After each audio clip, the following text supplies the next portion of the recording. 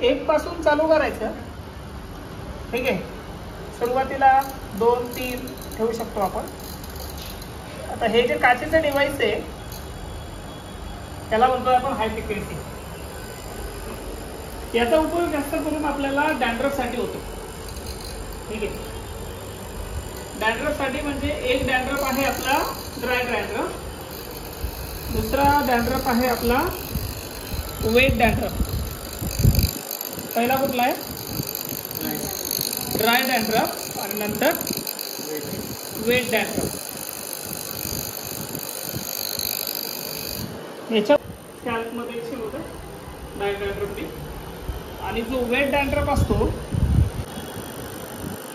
Weight dandruff जो आहे तर तो कशापासून होतो? जनरली आपला जो सेबम असतो स्कॅल्पमध्ये, सेबम म्हणजे ऑइल, तर ते जर जास्त प्रोड्यूस होत असेल स्कॅल्पमध्ये तर डॅन्ड्रफ आणि सेबमचं मिक्सिंग होऊन त्यामध्ये एक आपला असा वेट डॅन्ड्रफ तयार होतो. ओके, तो वेट जो डॅन्ड्रफ असतो तर त्याला अशा खपल्या येतात ना, शिंके येतात त्याला, आणि तो असा शोल्डरवरती पडत नाही. तो ड्राय डॅन्ड्रफ तो शोल्डरवरती पडतो. हा जो डॅन्ड्रफ आहे वेट डॅन्ड्रफ, तर हा जास्त करून फंगल इन्फेक्शन, त्याच्यानंतर इचिंग, बॅक्टेरिया, हे सगळं तो जमा करत असतो आपल्या स्कॅल्पवर. आणि त्याच्यापासून वेगवेगळे पॅचेस आजार होऊ शकतात आपल्या स्कॅल्प रिलेटेड. बरोबर. तर आता हे जे डिव्हाइस आहे हे काम करतं व्यवस्थित. त्यासाठी त्याच्यामध्ये कुठला सांगितलं होतं त्या दिवशी गॅस जो आहे तो ऑर्गन गॅस आणि निऑन गॅस आहे. निऑन किंवा ऑर्गन असे समजा गॅस आहे. तर हे गॅस जेव्हा आपण डिव्हाइस हे चालू करतो, ठीक आहे, चालू करून ज्यावेळेस आपण याला मसाज देतोय, ज्यावेळेस तो हवेच्या संपर्कामध्ये येतो ना, तर त्याचं रूपांतर आहे +O3 मध्ये होतं. हा, म्हणजे ओझोन मध्ये होतं. आता ओझोन मध्ये रूपांतर झाल्यानंतर ओझोनचं काम काय आहे? आपल्या ओझोन जे असतं तर त्याचं ते अँटीसेप्टिक म्हणून किंवा अँटीबॅक्टेरिया मारण्यासाठी आपण त्याचं काम करतो ओझोन. तर तेच काम जे फंगल आहे किंवा इन्फेक्शन आहे तर त्यामध्ये पूर्ण क्लीन होतं, स्कॅल्प हायजेनिक होतं. स्कॅल्प जो काय हायजेनिक होतो.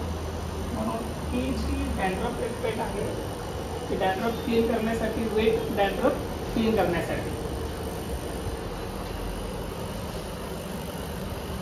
त्याचा फायदा कसा होतो? ज्यावेळेस तुमचा वेट डॅन्ड्रफ होत असतो ना, तर त्यावेळेस तुमचे जे फॉलिकॉल्स आहेत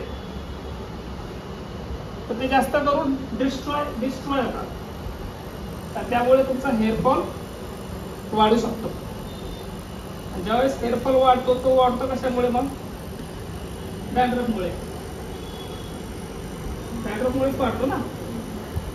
म्हणून तो जर डॅन्ड्रफ आपण मेन कमी केला तर क्लायंटचा डॅन्ड्रफमुळे जर हेअरफॉल असेल तरच तो कंट्रोलमध्ये येतो. बाकी अगर जर काही कारण असेल तर मग तो कंट्रोलमध्ये येणार नाही. पण डॅन्ड्रफमुळे जर त्याचं कारण असेल तर तो कंट्रोलमध्ये येतो. आता याचा फायदा काय आहे? मेन तुमचं जे एचिंग आहे, जे फंगल्स आहे किंवा बॅक्टेरिया आहे की ज्या वेट डॅन्ड्रफपासून जो तयार होतो आणि स्कॅल्प जो आहे तर तो इन्फेक्टेड होतो. बरोबर आहे की नाही? तर यामधला जो मेन ओझोन जो आहे म्हणजे निऑन आणि दुसरं काय सांगितलं होतं मी? गॅस.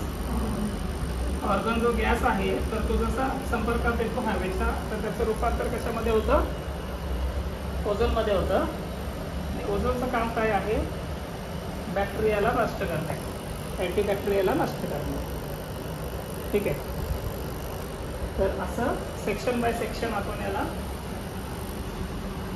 असं देऊ शकतो याचा. आता जसं जसं क्लायंटला हे होईल ना तसं तसं हे वाढवू शकतो आपण.